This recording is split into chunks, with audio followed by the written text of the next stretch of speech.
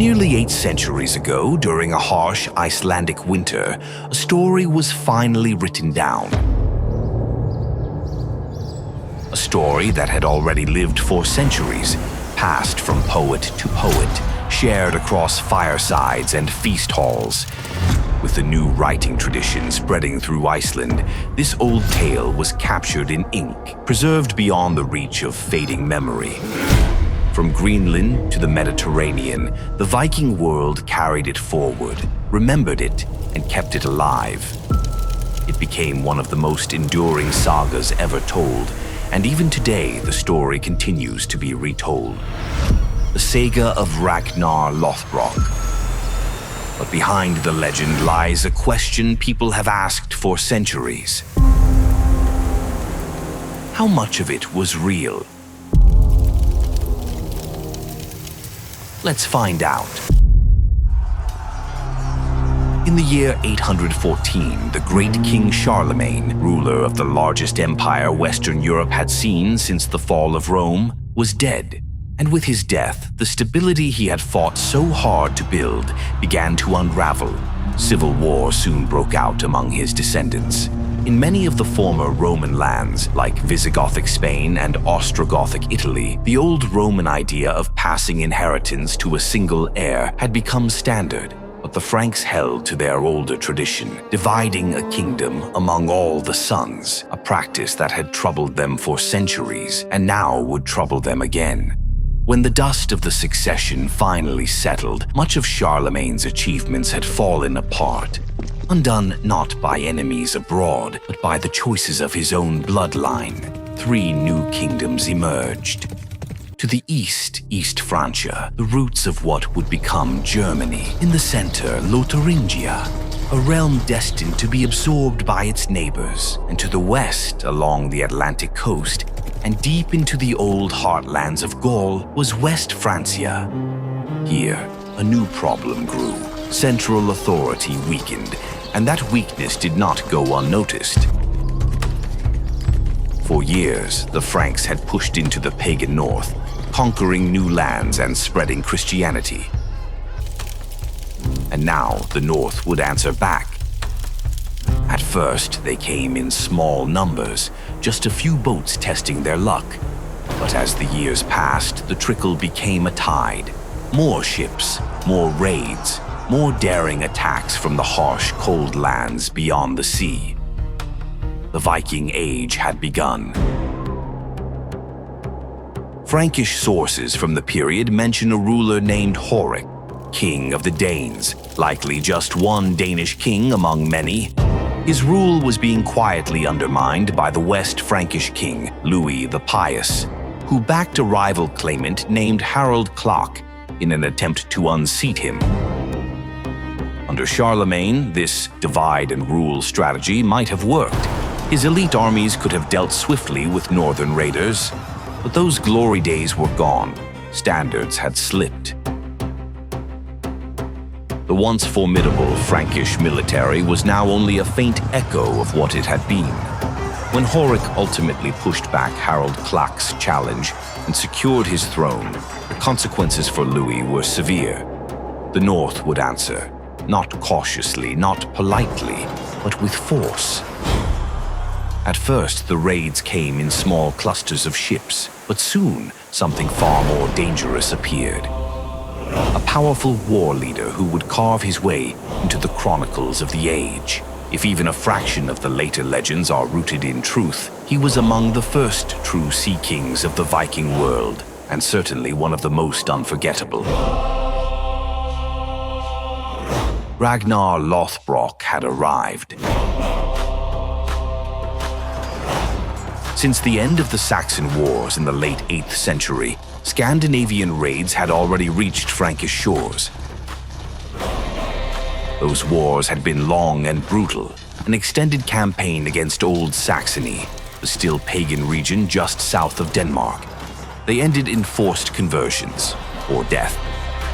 It was during that 30-year struggle that the Franks first came into direct contact with Denmark and its people.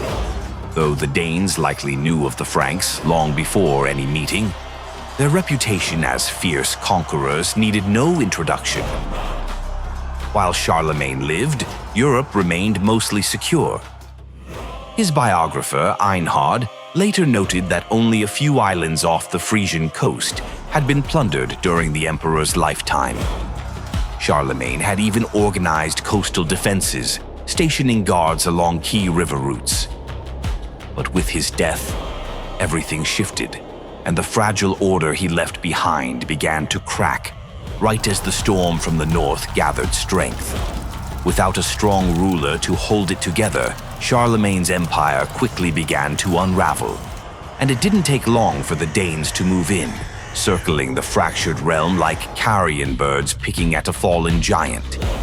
In the 810s and 820s, small squadrons of 3 or 4 ships became a familiar sight along the West Frankish coastline. They struck remote, lightly defended settlements and found easy success, but by the 830s, the scale had changed. Fleets now numbered in the tens of vessels, and as word spread of rich plunder and weak defenses, the raiders grew bolder. They looted the silver minting center of Doristad in 834, 835, and 836. They plundered the trading town of Quentovich in 837. Each victory encouraged the next. On the surface, King Horic of the Danes appeared to condemn these attacks, writing letters of disapproval to Louis the Pious, Charlemagne's successor. Whether this was genuine concern or simply diplomatic theater is impossible to know, but it does suggest something important. Horic had little real control over the increasingly independent and ambitious warlords rising in Denmark. Then, in 845, everything escalated. An entirely different kind of force arrived on the continent. Not a handful of ships, not even dozens, but a fleet of hundreds. Packed with as many as 5,000 Viking warriors, it was unlike anything the Franks had faced before.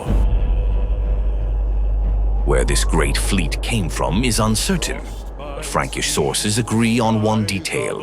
It was led by a man they called Ragnar, a name many modern scholars connect to the most famous Viking of all, Ragnar Lothbrok.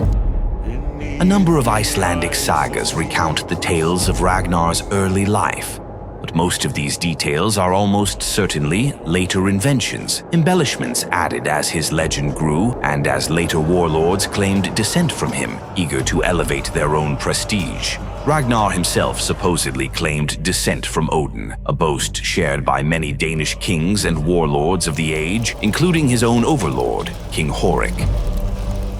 From the 12th century runic inscriptions at Orns to the Icelandic sagas written in the 13th century, Ragnar became a full-fledged celebrity long after his death. The Ragnar who landed on the Frankish coastline in 845 commanded a massive force. Rise now, warrior! Over 5,000 Viking warriors, according to Frankish sources, packed aboard roughly 120 ships. It was clear that the Danish king was about to witness a dramatic act of vengeance against the Franks. Ragnar's unusual nickname, Lothbrok, allegedly came from the cowhide trousers he wore into battle, trousers he claimed offered magical protection. According to the old Norse sagas, he crafted them by boiling cowhide in pitch. The sagas even claim he won his second wife, Aslog, by using these enchanted trousers to slay a giant serpent that guarded her. Stories like these are a mixture of history and imagination, and because Ragnar is one of the earliest sea kings remembered in Northern Europe, the line between his real deeds and later legend has blurred over the centuries. Gaps in his life were filled with heroic tales, and real events were amplified until his biography became as much fantasy as fact. Yet, if the Ragnar mentioned in contemporary Frankish sources is indeed the same figure remembered in the sagas, then he was no ordinary raider. He was among the first true sea kings, independent warlords powerful enough to launch their own large-scale attacks, carve out new territories, and command loyalty far beyond their homeland. A man whose legend would outgrow the history that created it. Regan had likely been active in Francia since the 830s. By 841, King Charles the Bald even granted him land in Frisia, probably hoping to use him as a buffer against other Viking raiders. But within a few years, Ragnar lost both the land and the king's favor. In 845, he returned with the largest Viking force Francia had ever seen. He sailed up the river Seine at the head of a massive fleet. In an age when armies usually numbered in the hundreds, Ragnar brought 5,000 warriors. They sacked Rouen, seized enormous wealth, and pushed south toward the capital, devastating the rich districts surrounding Paris. Like other Viking leaders, both before and after him, Ragnar fought only when the odds were stacked in his favor. He favored lightning-fast strikes designed to terrify, overwhelm, and cripple defenders before they could raise a unified force. King Charles the Bald attempted to stop the invaders by splitting his army, positioning forces on both sides of the river. But Ragnar, ever pragmatic, simply attacked the smaller contingent first, destroying it in full view of the helpless troops across the water. The survivors, just over 100 men, were sacrificed to Odin on a small island in the river. Staring across the Seine at the slaughter, the defenders of Paris were left horrified and powerless. At the time, Paris sat entirely on an island in the Seine. Its walls were strong, but its isolation made it vulnerable to a Viking blockade. On March 29th, Easter Sunday, almost certainly a deliberate choice, Ragnar's army arrived and plundered the outskirts of the city. But soon, disease began to spread rapidly through the Viking camp, weakening Ragnar's position. Negotiations followed, and Charles reluctantly agreed to pay an enormous ransom, 6,000 pounds of gold and silver, to make the raiders leave. This became the first of at least 13 Danegeld payments over the next century. Though criticized at the time, Charles had little choice. He was already facing rebellious nobles, regional uprisings, and threats from his own brothers. Compared to the internal crises tearing the kingdom apart, the Vikings were just one more problem, one he preferred to resolve quickly. Ragnar accepted the payment and withdrew from Paris. But on his journey home, presumably back to Denmark, he plundered several coastal settlements for good measure. When he returned, he reportedly displayed his newfound wealth before King Horic and boasted about how easily Paris had fallen. He claimed the only real resistance they met came not from the Franks, but from Saint-Germain of Paris, long dead, whom he believed had sent the plague that tore through his camp. Shortly after Ragnar's return, the political landscape shifted yet again. Louis the German, king of East Francia, forced his overlordship over the Danes, likely only over the southern chiefs, but enough to shake the balance of power. In response, King Horic cracked down brutally on the men responsible for the Paris raid, executing many of them and seizing their plunder to return to the Franks. Combined with other pressures, economic, political, and social, this harsh turn may help explain why so many Scandinavians began leaving Denmark at this time. As for Ragnar, he had already vanished from the Frankish record. He seems to have embarked on a new phase of his life, a piratical career wrapped so deeply in legend that it becomes nearly impossible to untangle fact from story. He may have raided in the Irish Sea, returned to Francia, or, most famously, sailed against Northumbria. But if the tale is true, Aella would not even rule there until the mid-860s. In 854, Horic himself was killed by a nephew, and the exiles from the Paris raid were allowed to return. But Ragnar, disappears completely from the Frankish sources after this point. Stories about his death quickly filled the silence. Some claimed he fell during a failed attack on the Isle of Anglesey. Others said he died in a civil war between Danish and Norse factions off the coast of Ireland.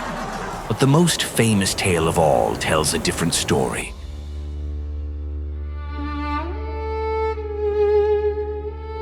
According to legend, Ragnar was shipwrecked off the English coast during a storm and captured by King Aella of Northumbria. As punishment for the old Sea King's raids, Aella had him thrown into a pit of venomous snakes.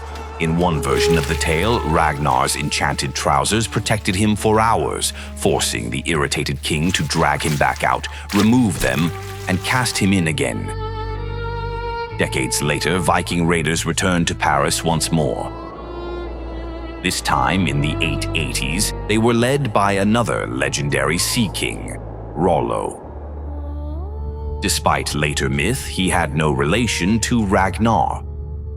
Yet his siege of Paris in 886 became one of the great turning points in French history.